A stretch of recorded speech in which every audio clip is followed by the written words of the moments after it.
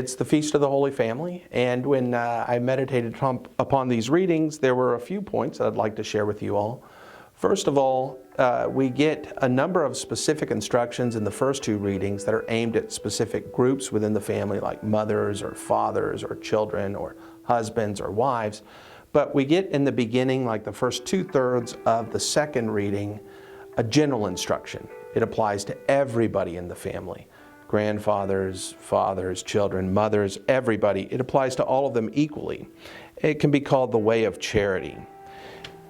St. Paul writes, "Put on as God's chosen ones, holy and beloved, heartfelt compassion, kindness, humility, gentleness, and patience, bearing with one another and forgiving one another.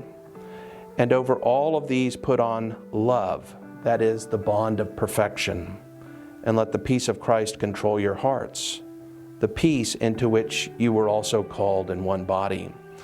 So that's going to be the bond which actually brings the family to perfection.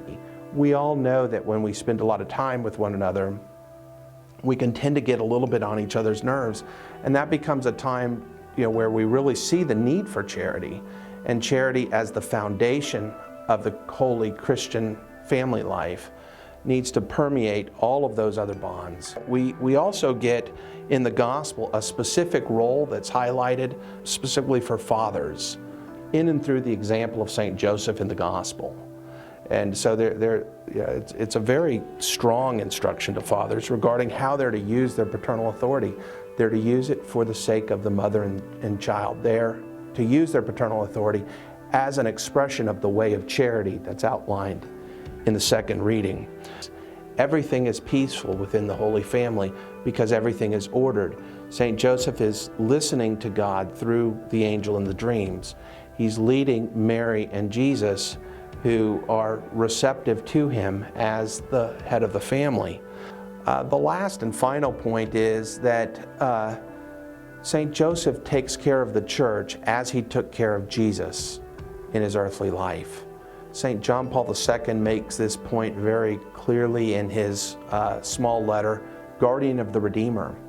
So if we're ever concerned about the church with interdivisions or with scandals or whatever, we can pray for those things specifically, but we also maybe need to consider putting the church spiritually into the hands of St. Joseph. That's where it's meant to be, and so maybe consider doing that this Holy Family Feast Day. Spend some time putting the church spiritually into the hands of St. Joseph. That's where it actually is. It's just sometimes it's us that don't realize it. God bless you, and I hope you have a great feast day.